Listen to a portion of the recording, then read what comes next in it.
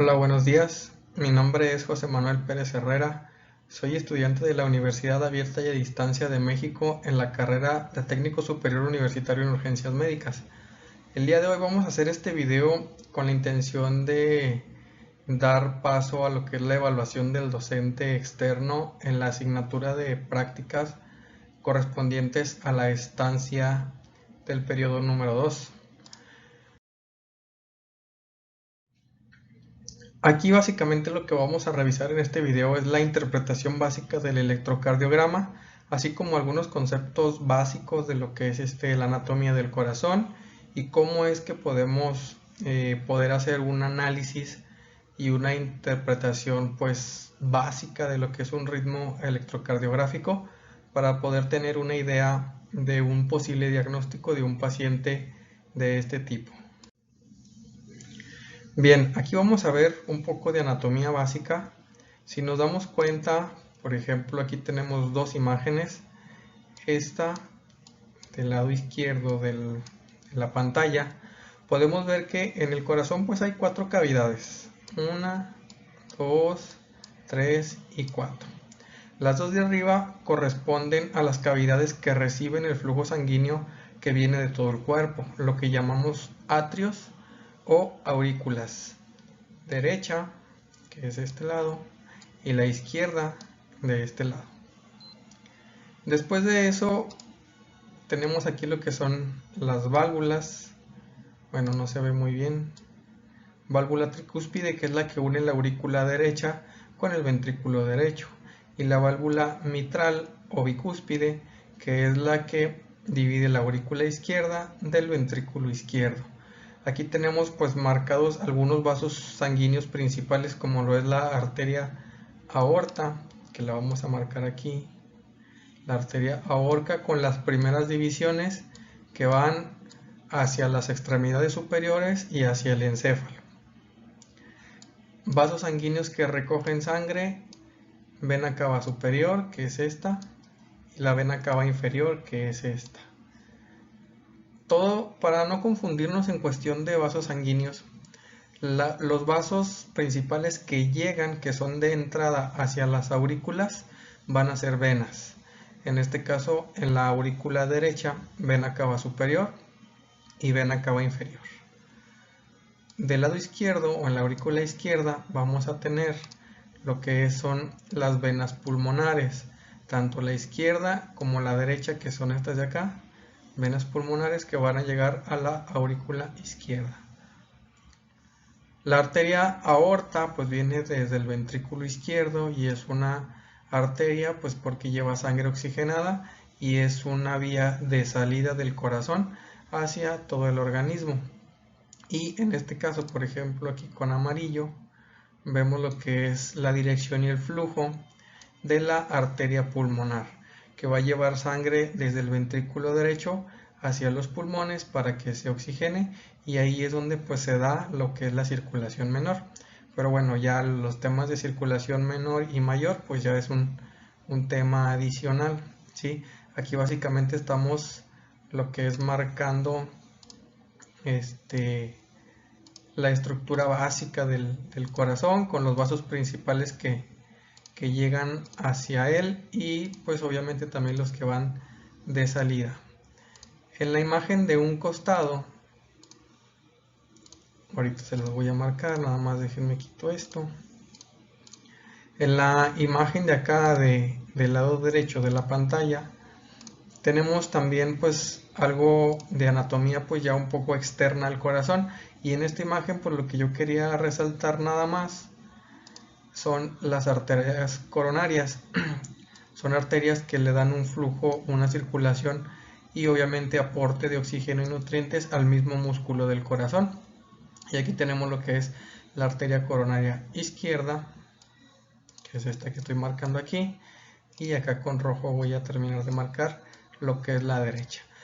Después de la primera ramificación, que son las arterias coronarias, pues viene una división, por ejemplo la circunfleja, que pues prácticamente va a rodear la cara posterior del corazón, y lo que es la descendente anterior izquierda, que es aquí donde se hace la división. Básicamente esto es lo que mencionaba ahorita, es el aporte de oxígeno y nutrientes al mismo músculo del corazón. Bien, si hablamos aquí ya específicamente de las células del miocardio, pues nos damos cuenta de que el corazón está compuesto de células especializadas y estas células pues tienen tres características. Primero, excitabilidad, que esto quiere decir que hay una transferencia de impulsos eléctricos entre cada una de ellas. Siguiente característica es que tenemos lo que es el automatismo, donde pues nos damos cuenta de que las células pueden iniciar su propio impulso eléctrico. Y la otra característica que vamos a marcar con verde es la contractilidad o contractibilidad, que pues esto nos da básicamente la idea de que las células del corazón pues tienen la capacidad de contraerse.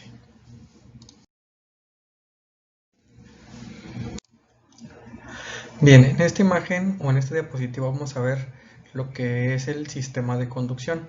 Aquí en la imagen del lado derecho, esta que voy a marcar aquí con amarillo, pues vemos que aquí en la parte de arriba, en este primer punto o nódulo o cúmulo de células, estamos hablando de que es el nodo sinusal. Es el punto donde se inicia o comienzan los impulsos eléctricos normales del corazón. Después de aquí pues vienen los haces internodales que van a transmitir ese impulso eléctrico primeramente en la aurícula derecha y luego lo van a transmitir a la aurícula izquierda. Después ese punto viene lo que es el nodo AB.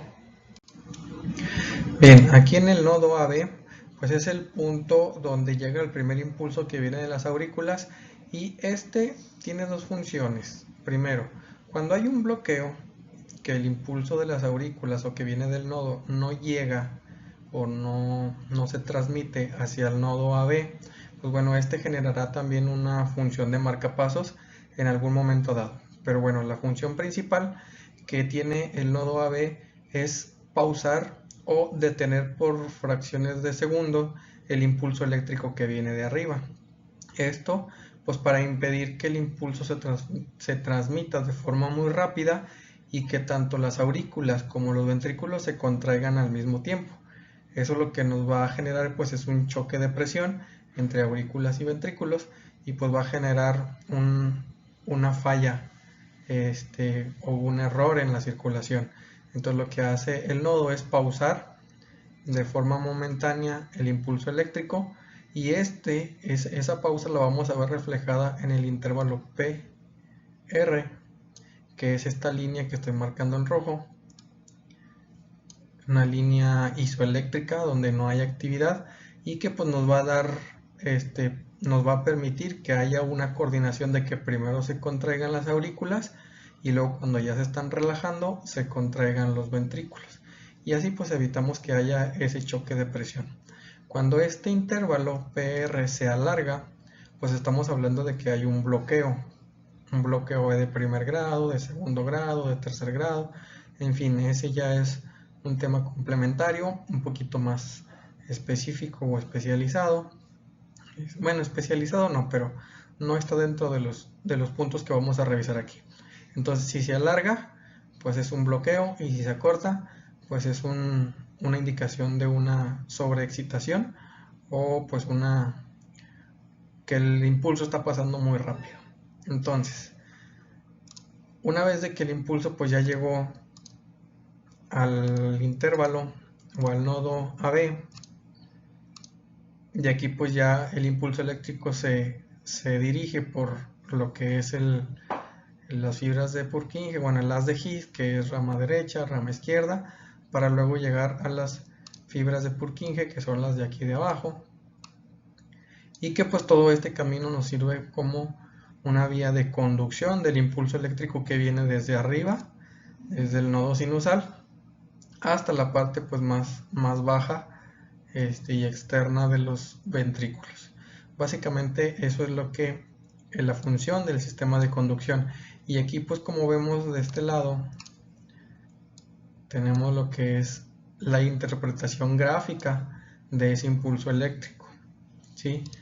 Cuando el nodo sinusal genera el impulso, pues se ve aquí en la marca del electrocardiograma, es donde va a iniciar la onda P. Cuando el impulso recorre lo que es la aurícula derecha, lo que vamos a observar es de que se genera la primera mitad de la onda P. Cuando el impulso llega a la aurícula izquierda y se contrae o se despolariza, pues cerramos la onda P hacia abajo y la onda P ya se completó. Una vez que el impulso llega al nodo sinusal, pues al nodo AB, tenemos lo que es el intervalo PR, que es este espacio, la línea isoeléctrica que marca la pausa, y luego cuando el impulso ya se dirige por ventrículos, rama izquierda, rama derecha, pues es donde vamos a ver la onda Q, y luego cuando se genera la despolarización máxima de los ventrículos, donde se genera la mayor carga eléctrica, tenemos el trazo de la onda R, y luego pues una onda negativa, que es cuando el impulso va en sentido contrario, pero sigue siendo por dentro de los ventrículos, y luego el segmento ST y la onda T, ¿sí? Entonces básicamente así es como se va a trazar de forma normal el electrocardiograma en un ciclo cardíaco o en una contracción completa desde las aurículas hasta los ventrículos.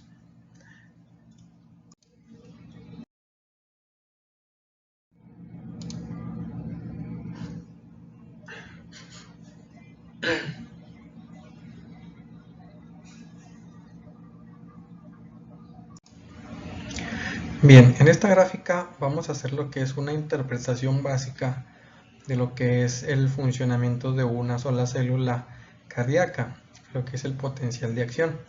Vamos a comenzar aquí, en donde inicia la fase 0, que es despolarización. ¿Qué es lo que implica esta fase? Es un aumento de la energía eléctrica, que es la fase 0 implica cuando la célula ha sido despolarizada, aumenta su carga eléctrica positiva y se genera una contracción. Después de eso viene una fase 1 y 2, que es esta de aquí, donde pues la célula aún permanece despolarizada, pero va a entrar en una fase donde hay una despolarización o una repolarización lenta, que es fase 1 y 2, y luego al cruzar la línea que entra a la fase 3, pues viene una repolarización rápida. Esto va a ser permitido por los efectos de los intercambios de electrolitos, lo que son moléculas o prácticamente componentes de sodio, calcio y potasio, que son los que actúan dentro de la célula para permitir la despolarización y luego un intercambio entre calcio y sodio y luego entre calcio y potasio para lo que es una repolarización lenta y luego una rápida. Bien, entonces en la fase 0 lo que nos damos cuenta, si nos vemos acá, esta parte, es la despolarización, donde la célula de forma inicial, cuando estaba en reposo, dentro tenía potasio, que es un electrolito que pues genera una carga negativa o de relajación de los músculos, y pues obviamente la célula está relajada. En la fase 1, que es aquí arriba, la fase 1 corresponde a lo que es el intercambio de sodio por calcio, ¿sí? Y aquí pues bueno, ya cuando se lleva a la fase 0, el potasio sale y entra el sodio, y ahora lo que vamos a hacer es el sodio empieza a salir poco a poco y el calcio empieza a entrar poco a poco. En la fase 2, cuando el calcio ya está dentro, ahora vamos a tener un intercambio del calcio por el potasio, ¿sí? Aquí ya el potasio vuelve a solicitar la entrada a la célula, ¿sí? En la fase 2, de la 2 a la 3, y bueno, en lo que es el calcio empieza a salir y el potasio empieza a entrar poco a poco. Cuando el calcio ya está totalmente fuera, ahora viene una entrada súbita de potasio, que es donde inicia la fase 3 y va a llegar hasta la fase 4. Lo que va a generar el potasio pues es una repolarización, que quiere decir que la célula vuelve a un estado de reposo, donde a este estado pues le vamos a llamar ya lo que es la fase número 4.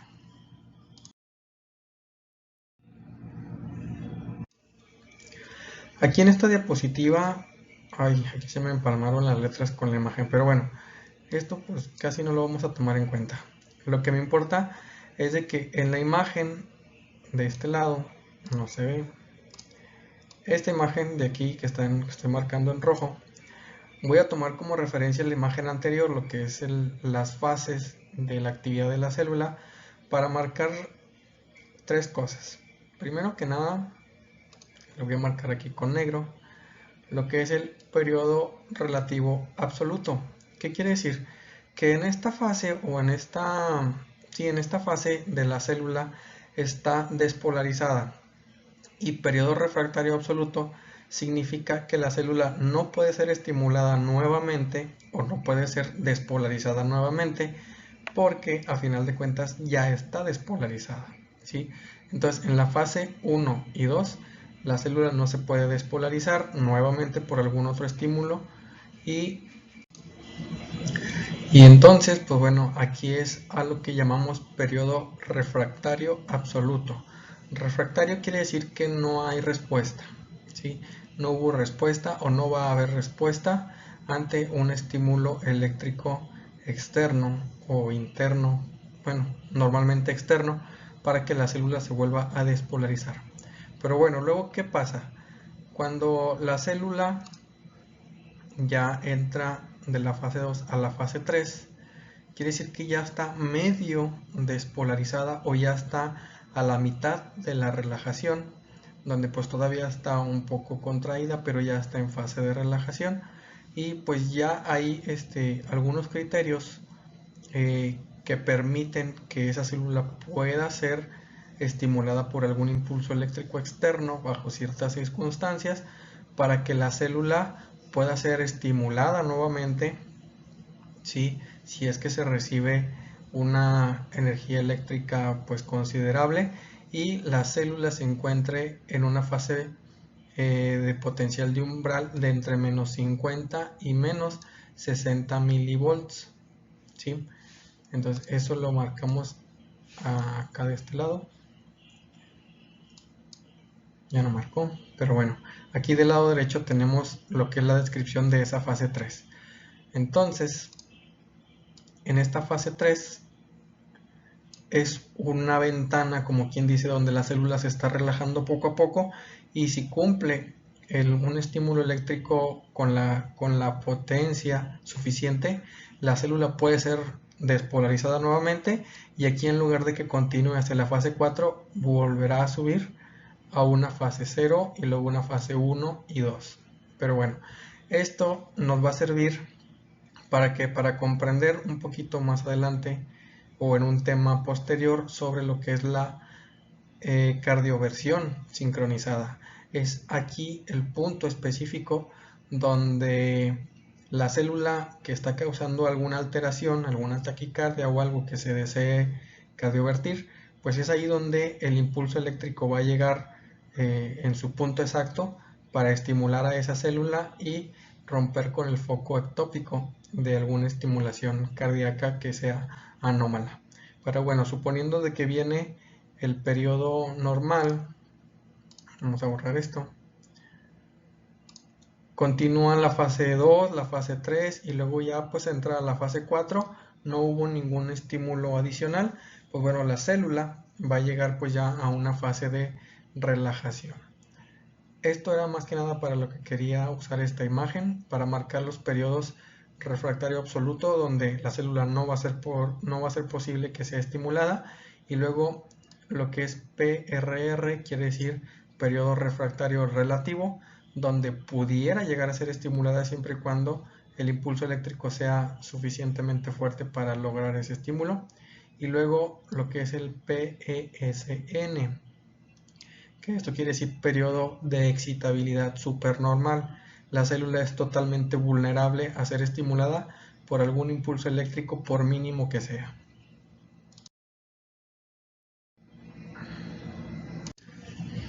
Bien, entrando ya de lleno en lo que es el análisis de los ritmos, vamos a considerar estos 4 puntos de aquí.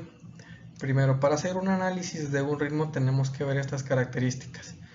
Aquí yo marqué 2, que voy a marcar aquí con blanco, pero en realidad son 3, solamente que el que está en medio pues es un ritmo normal.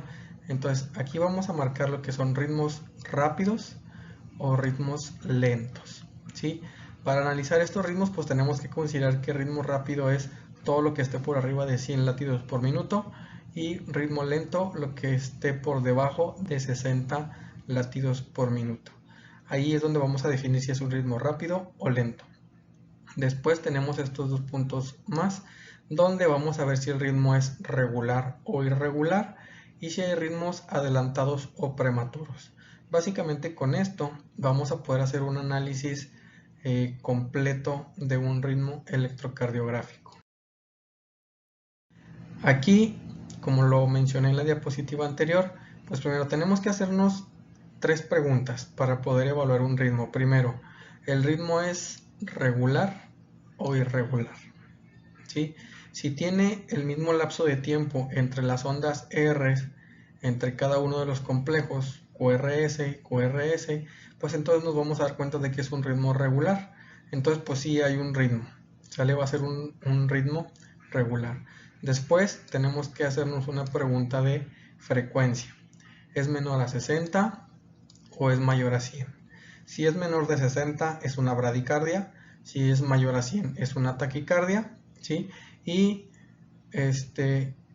obviamente si está entre 60 y 100 pues es un ritmo o una frecuencia normal. Y luego vamos a buscar la pregunta para el origen. Para saber el origen de dónde viene el impulso eléctrico tenemos que preguntarnos, ¿hay una onda P presente? En caso de que sí, pues entonces el origen viene desde las aurículas y muy posiblemente si la onda P no tiene ninguna anomalía, pues viene desde el nodo sinusal. Pero bueno, después de la onda P le sigue un complejo QRS. Si decimos que sí, pues bueno, vamos bien, todo bien. Y aquí no se alcanza a ver, pero voy a mencionar, hay una onda T después del QRS. En caso de que la respuesta sea que sí, pues bueno, entonces tenemos una onda P, un QRS y una onda T. Quiere decir que las ondas y los complejos están completos. Únicamente tendríamos que ver si el ritmo es regular o irregular y si la frecuencia es lenta, rápida o normal. Una vez teniendo este análisis podemos decir, hay onda P, sí hay una onda P, palomita. Hay un complejo QRS, sí. Hay una onda T, sí la hay. El ritmo es regular y la frecuencia está entre 60 y 100. Entonces estamos diciendo que es un ritmo sinusal normal. En caso, vamos a marcar aquí una anomalía. Lo voy a marcar con amarillo. En caso de que haya onda P, un complejo QRS, una onda T, pero la frecuencia sea menor a 60, entonces estamos hablando de que es una bradicardia sinusal. Si la frecuencia es mayor a 100, entonces es una taquicardia sinusal. Y si en lugar de ser regular nos damos cuenta de que el intervalo RR varía en tiempo, entonces estamos hablando de que es una arritmia sinusal. Si la arritmia supera los 100 latidos por minuto, se le puede llamar que es una taquiarritmia, o si está por debajo de los 60, entonces se le puede mencionar con el nombre de bradiarritmia. Aquí tenemos algunos de los nombres o cómo es que se componen los nombres de los ritmos electrocardiográficos o cardíacos, ¿sí? Y esto aquí arriba nos dice que es nombre más un apellido. Este cuadro que marqué acá del lado izquierdo, por sí solos podemos mencionarlo como ritmo sinusal, bradicardia sinusal, taquicardia sinusal y es válido, pero algunos de estos ritmos se componen o se les puede agregar un apellido, como quien dice, que estos básicamente es como agregar una característica de complemento o una característica específica a los ritmos que estamos mencionando del lado izquierdo. Por ejemplo, taquicardia ventricular con complejos ventriculares prematuros, ¿sí? Ese sería un nombre a lo mejor completo de un ritmo electrocardiográfico. Estos que voy a marcar aquí con amarillo, por sí solos, aquí la cámara no lo deja ver, aquí me equivoqué yo un poquito en la distribución de la diapositiva, pero bueno, lo que dice aquí abajo es de que estos ritmos o estos nombres de aquí, por sí solos no nos dan un nombre de un ritmo electrocardiográfico. Tiene que estar compuesto del nombre principal y si queremos agregar alguna característica adicional, pues vamos a agregar alguno de estos de aquí. Pero por sí solos estos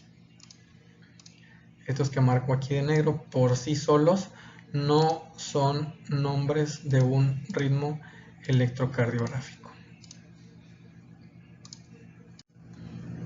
Bien, aquí tenemos una imagen ya de un trazo electrocardiográfico donde vamos a ver que este es un ritmo sinusal normal. Si recordamos las preguntas que hacíamos anteriormente, primero, ¿hay una onda P? Sí, sí las hay. En todos los complejos o en todos los espacios hay una onda P. Y luego, ¿hay un QRS? Sí lo hay, sí lo hay, sí lo hay y sí lo hay. Y aquí con azul una onda T, una onda T, una onda T, ¿sí?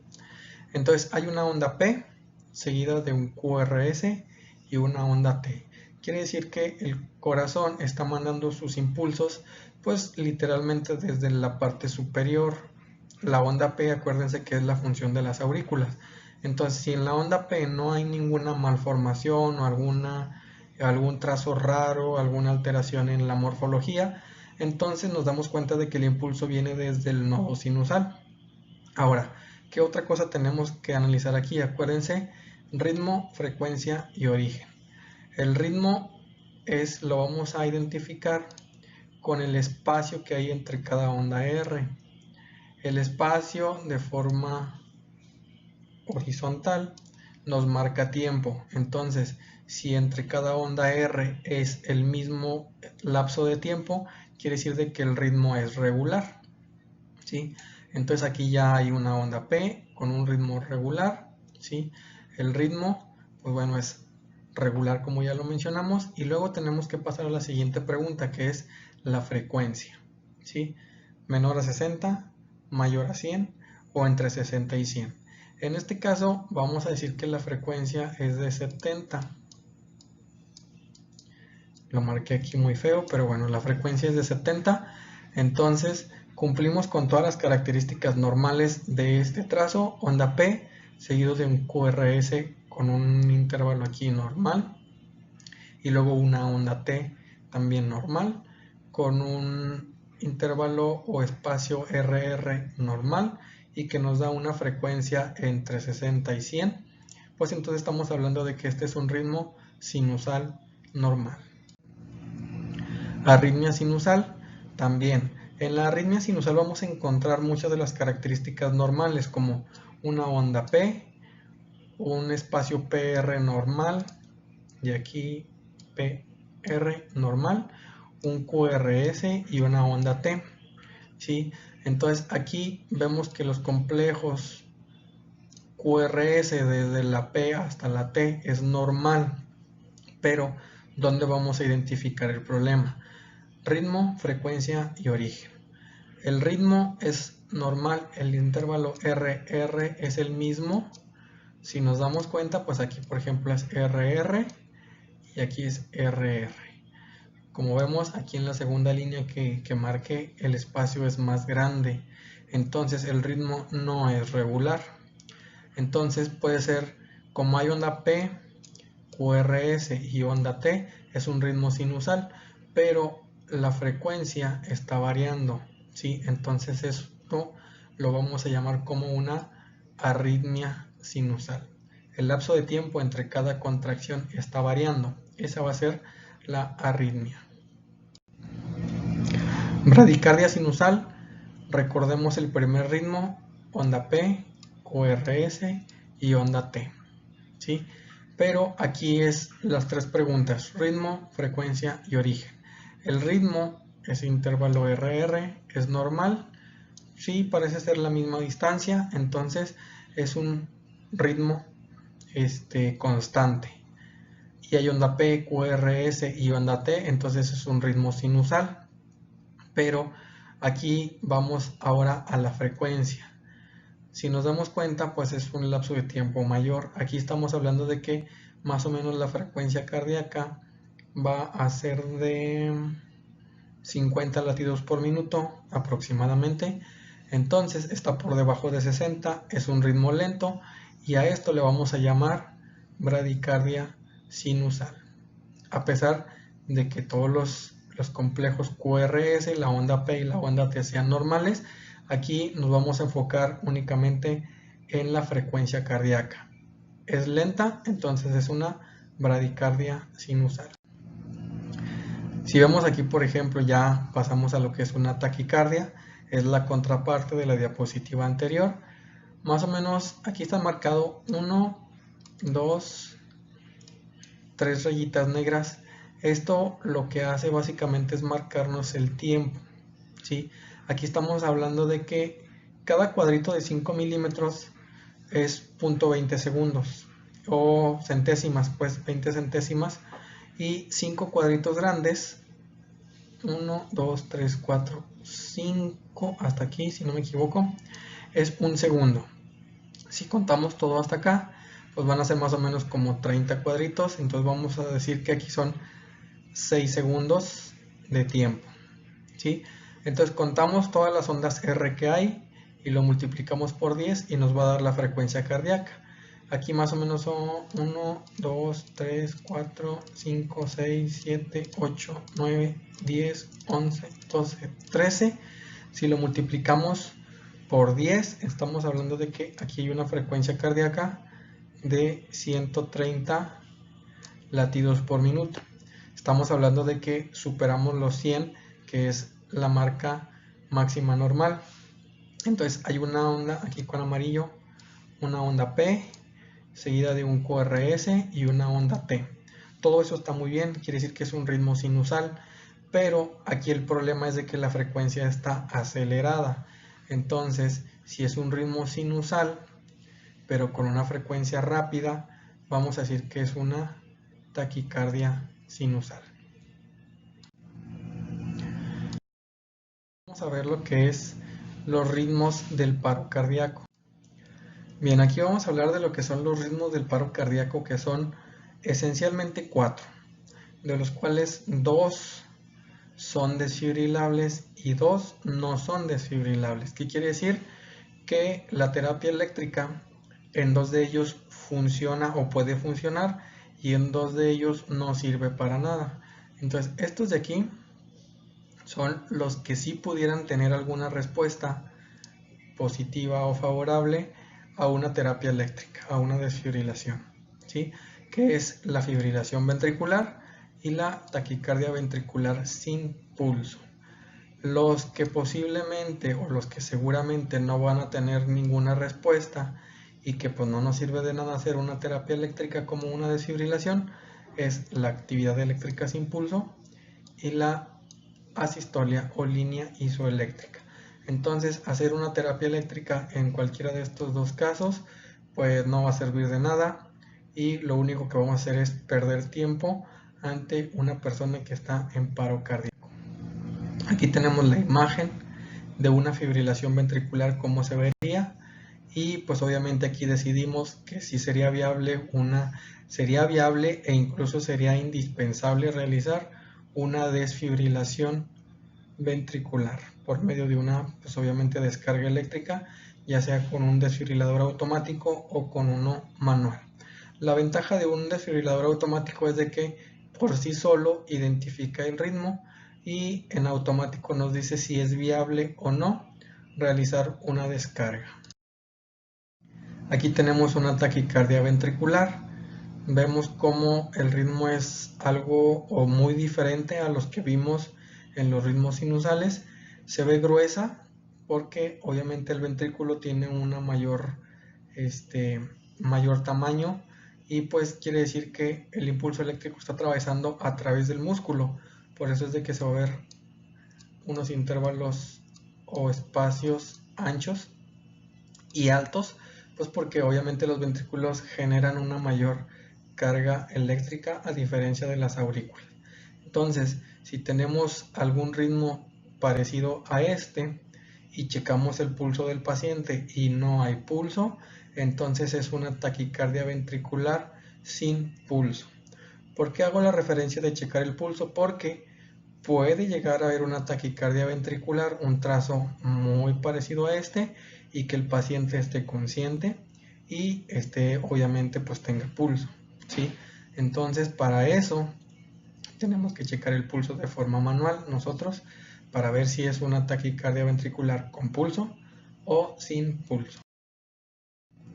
Aquí tenemos lo que es un trazo de una actividad eléctrica sin pulso. Aquí pueden ser varios trazos los que podemos identificar, e incluso podemos llegar a ver uno normal como el ritmo sinusal normal que vimos hace algunas diapositivas atrás. Perdón. Pero si checamos pulso y no hay pulso, entonces en automático se convierte en una actividad eléctrica sin pulso. En estas últimas, lo que es actividad eléctrica sin pulso y asistolia, no estará recomendada la desfibrilación y procederíamos directamente a lo que es una reanimación cardiopulmonar, pues obviamente con presiones externas hasta que el ritmo cambie o hasta que pues, se defina que ya no hay nada que hacer con cualquiera de esos pacientes. Línea isoeléctrica, llamada también asistolia, ¿sí? Aquí algunos profesionales me han comentado que podría ser un poquito más correcto llamarle línea isoeléctrica, que quiere decir una carga eléctrica igual, que obviamente pues va a cero, ¿sí? Que llamarle asistolia. ¿Por qué? Pues ellos refieren que asistolia simplemente es la ausencia de la función sistólica del corazón. Y si nos damos cuenta en la actividad, en la diapositiva anterior, donde hay actividad eléctrica, pero no hay actividad mecánica, también podría llamarse ciertamente asistolia. ¿Por qué? Porque la sístole del corazón no está presente. Únicamente hay actividad eléctrica, pero no hay función mecánica. Sístole y diástole no están presentes, entonces pues técnicamente también se le podría llamar asistolia. Pero bueno, así lo vamos a definir: línea isoeléctrica o asistolia. Cualquier ritmo, cualquiera que sea, pero que no dé función mecánica del corazón, le vamos a llamar actividad eléctrica sin pulso. Y cuando haya una taquicardia marcada en el monitor y que no haya pulso, pues es taquicardia ventricular sin pulso. Bueno, aquí para no confundirnos, lo que dije de actividad eléctrica sin pulso es cualquiera, con excepción de la taquicardia ventricular, porque aquí pues ya, aunque también está dentro del concepto, pues ya se hizo un criterio o un diagnóstico específico para eso: taquicardia ventricular sin pulso. Bibliografías en la que básicamente base toda esta presentación, pues es Asociación Americana del Corazón, en su manual ACLS de la última actualización de 2015. Entonces, pues bueno, eso es todo. Espero haber sido pues claro en las diapositivas que mencioné. Espero haber sido lo suficientemente explícito en la información.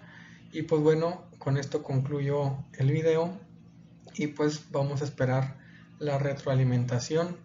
Espero haberlo hecho bien. Muchas gracias.